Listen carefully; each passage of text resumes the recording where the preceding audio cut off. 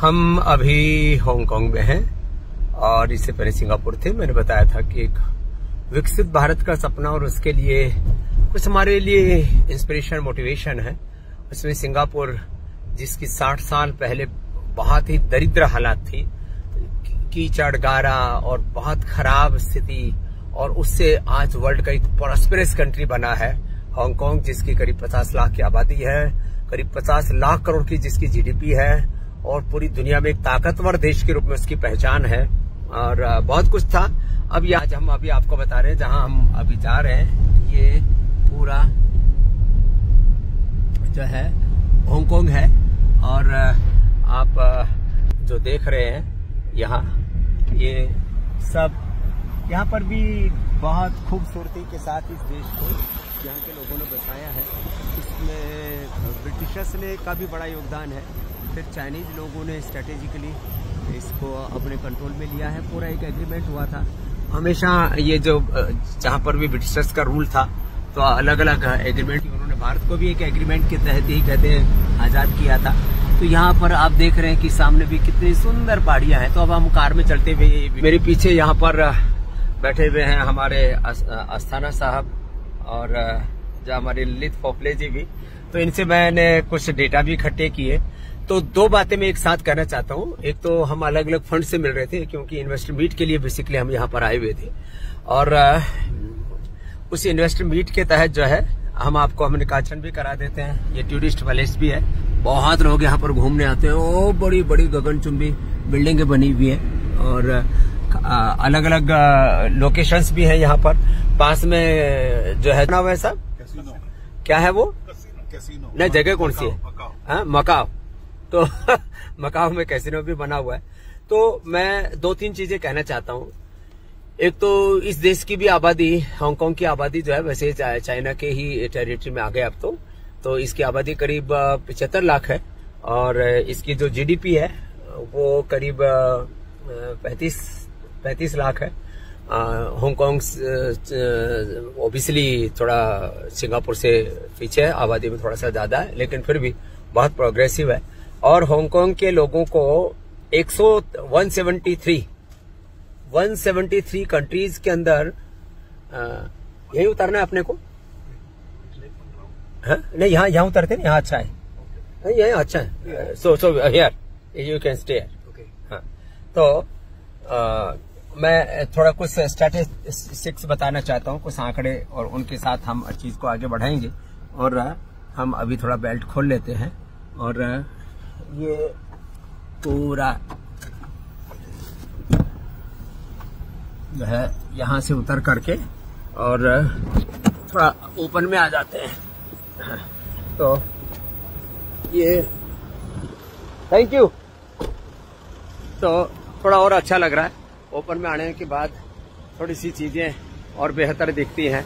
और यहाँ पर जैसे मेरे जब चीजों को देख ही रहे हैं तो यहाँ की अब देखो चारों तरफ बड़ी बड़ी अट्टालिकाएं हैं और इन अट्टालिकाओं के बीच में यहाँ अच्छी सी ग्रीनरी भी आप देख रहे हैं।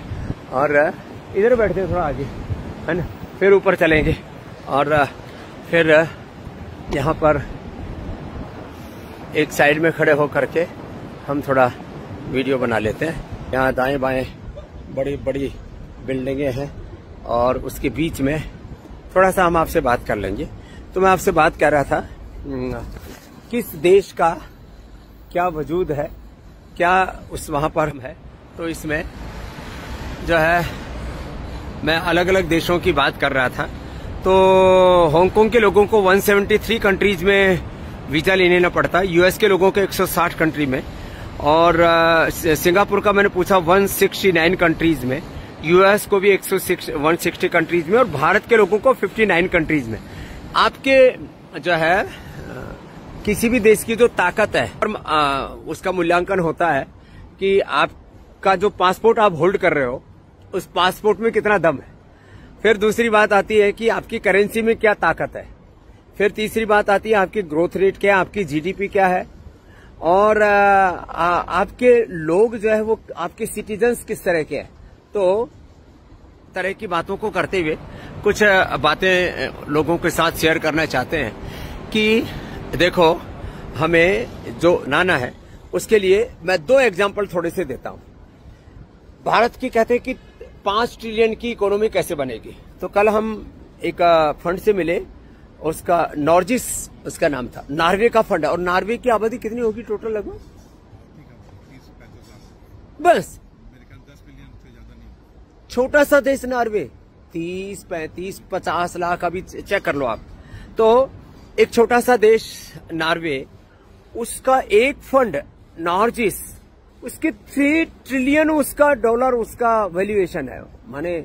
और भारत कहते 5 ट्रिलियन की वो जो है पूरी एक बहुत बड़ा ख्वाब बनी हुई है। 55 लाख की आबादी नॉर्वे की, और जो है उसके एक फंड की वैल्यू 3 ट्रिलियन डॉलर के आसपास। और ये पतंजलि के साथ साथ ही वैसे 1990 में उसने अपना जो है ये बैंक और जो है इन्वेस्टमेंट वाला काम शुरू किया। पहला जो उसके अंदर जो फंड डाला, अपने पेट्रोल और गैस की इनकम जो है नॉर्वे ने डाली। तो एक तरह से पतंजलि के साथ ही शुरू हुआ। 95-96 तो 1 साल का अंतर है। तो 30 सालों में 3 ट्रिलियन डॉलर का वेल्थ क्रिएशन कर दिया। कितनी बड़ी बात है। और हम लोग कहते हैं अरे 5 ट्रिलियन कैसे होगा? अरे थोड़ा हिम्मत रखो, 5 नहीं, हम 50 ट्रिलियन की इकोनॉमी हो सकते हैं। 100 ट्रिलियन डॉलर से ज्यादा तो विदेशों ने लूटा ही लिया था हमारा पहले। तो मैं इसलिए इस बात को कहना चाहता हूं, नॉर्वे जैसा एक देश, और वहां पे ईमानदारी की आप देखिए कि वहां के पेट्रोलियम मिनिस्ट्री इस फंड को चलाती है, माने गवर्नमेंट का ही है, लेकिन पेट्रोलियम मिनिस्ट्री का पैसा है। तो उस तरह से उस फंड को लीड करने वाले, होल्ड करने वाली या डायरेक्शन देने वाली पेट्रोलियम मिनिस्ट्री है बाकी। तो एक फंड जब 3 ट्रिलियन डॉलर का हो सकता है, तो भारत में तो 150 करोड़ लोग हम रहते हैं। क्या हमें इतना भी साहस नहीं है, इतना भी कैरेज नहीं है, इतनी भी हिम्मत नहीं है, इतना भी शौर्य, वीरता, पराक्रम है कि हम लोग जो है वो 5 ट्रिलियन के जो है जो इकोनॉमी का जो सपना है, वो उसी के लिए हम अभी खाली यूं ही तड़प रहे कि ये भाई सब साकार होगा, आपको लगना तो पड़ेगा। और जब लगेंगे तो क्यों नहीं बनेगी। तो भारत में 3 तरह के लोग हैं, जैसे मैं बार बार सोचता हूं ना, कई तरह से उसको देखता हूं। एक भारत में है बहुत ही प्रोग्रेसिव, पॉजिटिव और एग्रेसिव लोग, वो होंगे 10 से 20%। उसमें 1% तो ऐसे ही जुनून के साथ देश को आगे बढ़ाना चाहते हैं। उसमें कुछ हमारे जैसे पागल भी हैं, और कुछ हैं मीडियम क्लास, तो मीडियम क्लास, अपर मीडियम क्लास, और एक एवरेज क्लास। और उसमें भी काफी लोग तो ऐसे थोड़े से मतलब डल से रहते हैं, माने थोड़े प्रमाद सा करते हैं। तो भाई देखो, इसको तो छोड़ना पड़ेगा। यदि आपको कुछ बड़ा करना है तो फिर आपको बड़े सपने, बड़े ख्वाब भी देखने पड़ेंगे, और अपने आप को भी अपनी एक पोजीशनिंग तो लेनी पड़ेगी कि हमें अपने पासपोर्ट को इतना स्ट्रेंथन करना है, अपने नागरिक को इतना ताकत देनी है, सब लोगों को मिलकर के इतनी मेहनत करनी है कि हमारे पासपोर्ट होल्डर्स को, जैसे आज यूएस का, यूके का, जैसे मैंने कहा अभी किसी के पास सिंगापुर का, हांगकांग का, और यूरोप के भी, फ्रांस आदि इत्यादि कई देश हैं जिनके, यूएस ओबियसली, अब तो चाइना भी बड़ा स्ट्रांग हो गया। वहां के जो पासपोर्ट होल्डर्स हैं उनको फक्र होता है कि भाई हमारे पासपोर्ट में कि ये वैल्यू है उसकी, का ये रेस्पेक्ट है, हमारी करेंसी ऐसी है, हमारा ग्रोथ रेट ऐसा है, हमारी जीडीपी इतनी है। तो हमें जो है अपने सब चीजों को रेस्पेक्ट देने के लिए एक पूरा जिसको कहते हैं कि एक प्राइड फील करने के लिए हमें प्रॉस्पेरिटी को भी ध्यान में रखना पड़ेगा, और अपने जो स्पिरिचुअल एस्पेक्ट्स हैं उनको भी ध्यान में रखना पड़ेगा। तो सारी चीजों को ध्यान में रख करके और हम किस तरह से भारत को आगे ले जा सकते हैं, तो इसके लिए थोड़ा सा एक बड़े विजन के तहत सब भारतीयों को अपने अपने हिस्से की जिम्मेदारी लेकर के आगे बढ़ना पड़ेगा। जैसे मैंने कहा कि पतंजलि में हमने एक जिम्मेदारी ली हुई है, हेल्थ में, एजुकेशन में, रिसर्च में, एग्रीकल्चर में, करेक्टिव बिल्डिंग में, नेशनल बिल्डिंग में, रिसर्च में, हमें एजुकेशन सिस्टम में ये काम करने हैं। उसके लिए ताकत तो ओबियसली जो है हमें उसी से मिलेगी, अर्थ से मिलेगी। अर्थ के बिना परमार्थ कैसे हो सकता है? अर्थ के बिना तो अनर्थ होता है, सब कुछ व्यर्थ होता है। तो ये आज छोटा सा मैंने एक वीडियो बनाया है कि आखिर हम थोड़ी सी प्रेरणा लें, थोड़ा सा इंस्पिरेशन मोटिवेशन लें सिंगापुर जैसे देशों से, हांगकांग जैसे देशों से, जो छोटी छोटी आबादी वाले देश है। नॉर्वे का जैसे मैंने उदाहरण दिया, तो ये छोटे छोटे माने हांगकांग, सिंगापुर, नॉर्वे जैसे देश, उसका एक एक फंड इतना कर रहा है, पूरे 150 करोड़ की आबादी मिलकर के वैसा नहीं कर पा रही। तो ये हमारे लिए एक तरफ तो कुछ सीख की बात है, कुछ हमें सीखना है, और दूसरी तरफ एक इंस्पिरेशन मोटिवेशन की भी बात है। और मैं तो कहता हूं दुबई जैसे देश, जहां रेगिस्तान 60 साल पहले वहां टीले टीले थे, तो मतलब हर दृष्टि से आप देखेंगे तो हमारे पास सीखने के लिए भी बहुत कुछ है और करने के लिए भी बहुत कुछ है, बशर्ते हम करने के लिए प्रतिबद्ध हों। तो जो बहुत निराशावादी लोग हैं, भारत में दो तरह के लोग हैं, एक बहुत आशावादी है लेकिन काम नहीं करते, बातें बातें सोचते हैं। एक निराशावादी, कुछ नहीं हो सकता इस देश के अंदर, तो हमें तो बहुत सोशल रिफॉर्म और चेंज की जरूरत है, सोशल, इकोनॉमिक, सब तरह से, पॉलिटिकल, एजुकेशन में सब तरह से, अरे सब कुछ जरूरत है, लेकिन उसमें हम क्या कर रहे हैं और क्या कर सकते हैं, जब इन चीजों को सोच करके आगे बढ़ेंगे तो निश्चित रूप से हम बहुत कुछ कर सकेंगे। तो आज का बस इतना ही मन था कि आपसे कुछ बात की जाए, और ये सब के पीछे यदि एक एक केस हिस्ट्री को देखा जाए तो कैसे इन देशों ने क्या क्या सुधार किया, कैसे लॉ एंड ऑर्डर को ठीक किया, कैसे लोगों को एजुकेट किया, कैसे लोगों के भीतर एक करेज पैदा किया, लोगों में एक मोटिवेशन दिया, और लोगों ने भी सब मिलजुल करके एक लंबी योजना के तहत, देखो एक लॉन्ग टर्म विजन तो आपके अंदर होना ही चाहिए, और उस दृष्टि और दक्षता के साथ, दृष्टि भी चाहिए, दक्षता भी चाहिए, और फिर उसके अंदर उसका क्रियान्वयन, एग्जीक्यूशन भी चाहिए। तो इन सब के साथ हम अपने देश को भी बहुत आगे ले जा सकते हैं, इन्हीं संकल्पों के साथ। आज आपको थोड़ा सा ये इंस्पिरेशनल मेरे को कुछ बातें लगी, कहने को तो बहुत कुछ है। हम यहाँ जब लोगों से मिलते हैं तो लगता है कि भारत को बहुत कुछ सीखने की जरूरत है, और भारत से तो दुनिया सीख ही रही है।